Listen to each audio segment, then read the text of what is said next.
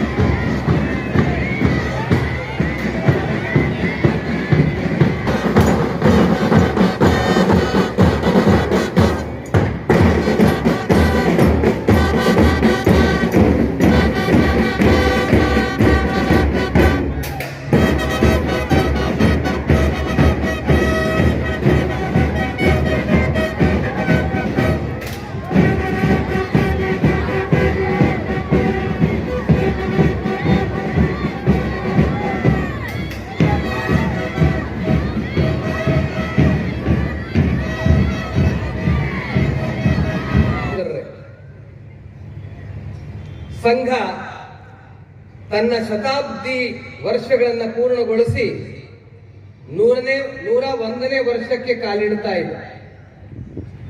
ವ್ಯಕ್ತಿಯ ಜೀವನದಲ್ಲಿ 100 ವರ್ಷ ಬದುಕೋರು ಕೆಲವರು, ಅದು ಬಹಳ ದೀರ್ಘವಾದದ್ದು. 100 ವರ್ಷ ಬದುಕಿದರೆ ಶತಾಯುಷಿ ಅಂತ ಕರೀತಾರೆ. ಆದರೆ ಒಂದು ಸಾಮಾಜಿಕ ಸಂಘಟನೆಯ ಜೀವನದಲ್ಲಿ 100 ವರ್ಷ ನಿರಂತರವಾಗಿ ಬೆಳೀತಾ ಮುಂದಕ್ಕೆ ಹೋಗೋದು ಬಹಳ ದೊಡ್ಡದಾದಂತ ಕಾರ್ಯ. ಆ ಕಾರ್ಯವನ್ನ ರಾಷ್ಟ್ರೀಯ ಸ್ವಯಂ ಸೇವಕ ಸಂಘ ಪೂರ್ಣಗೊಳಿಸ್ತಾ ಇದೆ. ಸಂಘ ಪ್ರಾರಂಭಗೊಂಡಾಗ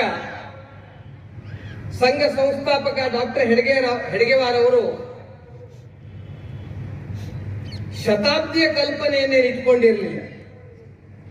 ಉತ್ಸವವನ್ನು ಆಚರಣೆ ಮಾಡಬೇಕು, ಶತಾಬ್ದಿಯನ್ನು ಆಚರಿಸಬೇಕು, ಸಂಘದ ಹೆಸರು ಎಲ್ಲ ಕಡೆ ವ್ಯಾಪಿಸಬೇಕು ಅನ್ನುವ ಚಿಂತನೆ ಡಾಕ್ಟರ್ ಹೆಡ್ಗೇವಾರದ್ದಾಗಿರಲಿಲ್ಲ. ಭಾರತ ಇದು ಪ್ರಾಚೀನವಾದಂತ ರಾಷ್ಟ್ರ, ಇದು ಹಿಂದೂ ರಾಷ್ಟ್ರ. ಈ ರಾಷ್ಟ್ರದ ಸರ್ವಾಂಗೀಣ ಉನ್ನತಿಯಾಗಬೇಕು. ನಮ್ಮ ದೇಶವನ್ನ ಬ್ರಿಟಿಷರು ಆಳ್ತಾ ಇದ್ದಾರೆ.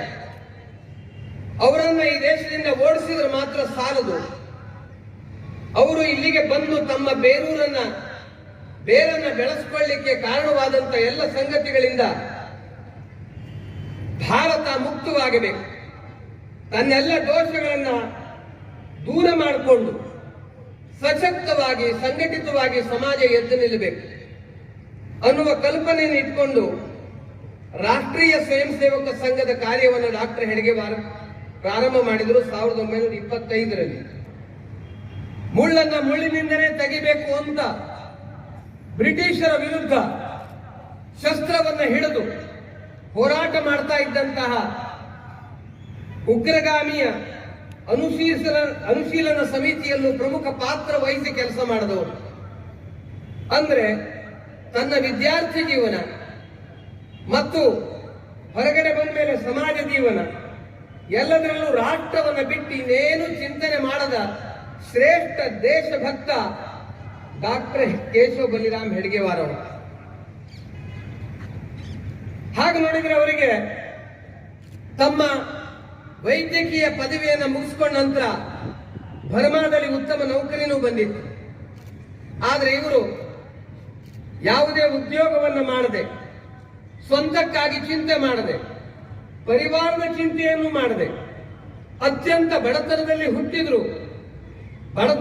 ಬಡತನವನ್ನೇ ಮೈಗೆತ್ತಿಕೊಂಡ್ರೂ ಸಹ ದೇಶಭಕ್ತಿಯಲ್ಲಿ ಯಾವ ಬಡತನವನ್ನೂ ಕಾಣದ ಡಾಕ್ಟರ್ ಹೆಡ್ಗೇವಾರ್ ಅವರು ಸ್ವಾತಂತ್ರ್ಯ ಹೋರಾಟದಲ್ಲಿ ದಿನರಾತ್ರಿ ತೊಡಗಿ ಅದರಲ್ಲಿ ಯಶಸ್ಸನ್ನು ಗಳಿಸಬೇಕು ಅಂತ ಜೈಲಿಗೂ ಹೋಗಿದ್ರು. ಆದ್ರೆ ಇದೆಲ್ಲದರ ಮೂಲಕ ತಮ್ಮ ಅನುಭವವನ್ನು ಬೆಳೆಸ್ಕೊಂಡಂತ ಡಾಕ್ಟರ್ ಹೆಡ್ಗೇವಾರ್ರಿಗೆ ಅನ್ನಿಸ್ತು, ಈ ದೇಶವನ್ನ ಕೇವಲ ಬ್ರಿಟಿಷರಿಂದ ಮುಕ್ತ ಮಾಡಿದ್ರೆ ಮಾತ್ರ ಸಾಲದು. ಅದರ ಬದಲಾಗಿ ಈ ದೇಶದಲ್ಲಿ ದೇಶಕ್ಕಾಗಿ ಬದುಕಬೇಕು ಅಂತ ಪ್ರತಿಯೊಬ್ಬರಲ್ಲಿ ಸಂಕಲ್ಪವನ್ನು ಬೆಳೆಸಬೇಕು.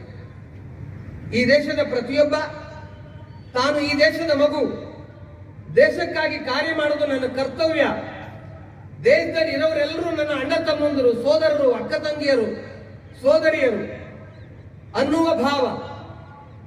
ಒಬ್ಬ ವ್ಯಕ್ತಿ ತನ್ನ ತಾಯಿಯನ್ನ ಕಷ್ಟದಲ್ಲಿದ್ದಾಗ ಸೇವೆ ಮಾಡೋದು ತನ್ನ ಕರ್ತವ್ಯ ಅಂತ ಅನ್ಕೊಳ್ತಾನೆ.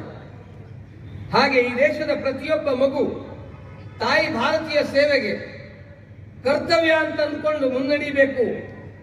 ಈ ಭಾವವನ್ನು ಎಲ್ಲಿವರೆಗೆ ಜನರಲ್ಲಿ ಬೆಳೆಸಕ್ಕಾಗೋದಿಲ್ವೋ ಅಲ್ಲಿವರೆಗೆ ಸ್ವಾತಂತ್ರ್ಯ ಬಂದರೂ ಉಳಿಸ್ಕೊಳ್ಳೋದು ಕಷ್ಟ ಅನ್ನುವಂಥ ನಿರ್ಧಾರಕ್ಕೆ ಬಂದು ಡಾಕ್ಟರ್ ಹೆಡ್ಗೇವಾರ್ ಅವರು 1925ರಲ್ಲಿ ರಾಷ್ಟ್ರೀಯ ಸ್ವಯಂ ಸೇವಕ ಸಂಘವನ್ನು ಪ್ರಾರಂಭ ಮಾಡಿದರು.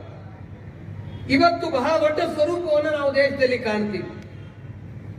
ಸಂಘ 100 ವರ್ಷವನ್ನು ಪೂರ್ಣಗೊಳಿಸಿದೆ.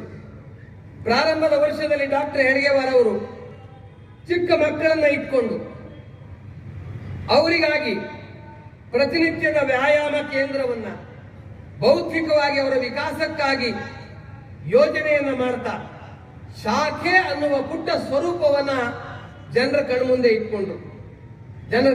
ಇಟ್ಟರು. ಬಾಲಕರನ್ನು ಒಟ್ಟಿಗೆ ಸೇರಿಸ್ತಾ ಆಟ, ವ್ಯಾಯಾಮ, ದೇಶಭಕ್ತಿಯ ಗೀತೆ, ಮಹಾಪುರುಷರ ಜೀವನ ಇದೆಲ್ಲವನ್ನ ಜೊತೆಗಿದ್ದು ಕಲಿಸ್ಕೊಡ್ತಾ ಒಬ್ಬೊಬ್ಬ ವ್ಯಕ್ತಿಯ ಮನಸ್ಸಿನಲ್ಲಿ ನಾವು ರಾಷ್ಟ್ರಕ್ಕಾಗಿ ಬದುಕಬೇಕು ಅನ್ನುವಂಥ ಸಂಕಲ್ಪವನ್ನು ಬೆಳೆಸೋದ್ರಲ್ಲಿ ಡಾಕ್ಟರ್ ಹೆಡ್ಗೇವಾರ್ ಯಶಸ್ವಿಯಾದರು. ಸಂಘ ಪ್ರಾರಂಭವಾದ ನಂತರ ಕೇವಲ 15 ವರ್ಷಗಳು. ಆದರೆ ಈ 15 ವರ್ಷಗಳಲ್ಲಿ ಡಾಕ್ಟರ್ ಹೆಡ್ಗೇವಾರ್ರಂತೆ ನಾವು ಸಹ ರಾಷ್ಟ್ರಕ್ಕಾಗಿ ಬದುಕಬೇಕು ಅನ್ನುವ ಅನೇಕ ಜನರನ್ನು ಡಾಕ್ಟರ್ ಹೆಡ್ಗೇವಾರ್ ತಯಾರು ಮಾಡಿದರು. ಒಂದು ಘಟನೆಯನ್ನು ಇಲ್ಲಿ ಉಲ್ಲೇಖ ಮಾಡಿದ್ರೆ ತಪ್ಪಾಗಲಿಕ್ಕಿಲ್ಲ. ಡಾಕ್ಟರ್ ಹೆಡ್ಗೇವಾರ್ ಜನ್ಮ ಶತಾಬ್ದಿಯ ಸಂದರ್ಭದಲ್ಲಿ ಸಂಘದ ಕಾರ್ಯಕ್ಕಾಗಿ ತಮ್ಮ ಜೀವನವನ್ನೇ ಮುಡುಪಾಗಿಟ್ಟಂತಹ ಪ್ರಚಾರಕರ ಒಂದು ವರ್ಗ ನಾಗ್ಪುರದಲ್ಲಿ ನಡೆದಿತ್ತು. ಅದರಲ್ಲೊಬ್ಬರು ಅನೇಕ ವರ್ಷ ಪ್ರಚಾರಕರಾಗಿ ಕಾರ್ಯ ಮಾಡಿದಂತಹ ಹಿರಿಯರು ತಮ್ಮ ಜೀವನದ ಅನುಭವವನ್ನು ಹೇಳಿದರು. ಡಾಕ್ಟರ್ ಹೆಳಗೆವಾರ್ ಅವರು ತೀರಿಕೊಂಡು ಸ್ವಲ್ಪ ದಿನ ಆಗಿತ್ತು. ಡಾಕ್ಟರ್ ಹೆಳಗೆವಾರ್ ತೀರ್ಕೊಂಡಾಗ ಅವರ ವಯಸ್ಸು 51. ಆದರೆ ಅವರಿಂದಾಗಿ ತಯಾರಾದಂತಹ ಮಕ್ಕಳ ವಯಸ್ಸು 15, 16, 13, 14. ತಂದೆಯನ್ನು ಕಳ್ಕೊಂಡಂತೆ ದುಃಖಿತರಾದಂತಹ ಎಲ್ಲ ಬಾಲಕರು ಒಂದು ಮನೆಯಲ್ಲಿ ಮಹಡಿ ಮೇಲೆ ಕೂತ್ಕೊಂಡು ಡಾಕ್ಟರ್ ಹೆಳಗೆವಾರ್ ಫೋಟೋ ಇಟ್ಕೊಂಡು ಅಳ್ತಾ ಇದ್ರು. ಆ ಮನೆಯ ತಾಯಿ ಹುಡುಗರು ಏನ್ ಮಾಡ್ತಾ ಇದ್ದಾರೆ, ಯಾಕೆ ಅಳ್ತಾ ಇದ್ದಾರೆ ಅಂತ ನೋಡ್ಲಿಕ್ಕೆ ತಮ್ಮ ಗೆಳತಿಯ ಜೊತೆಗೆ ಮೇಲಕ್ಕೆ ಬಂದರು.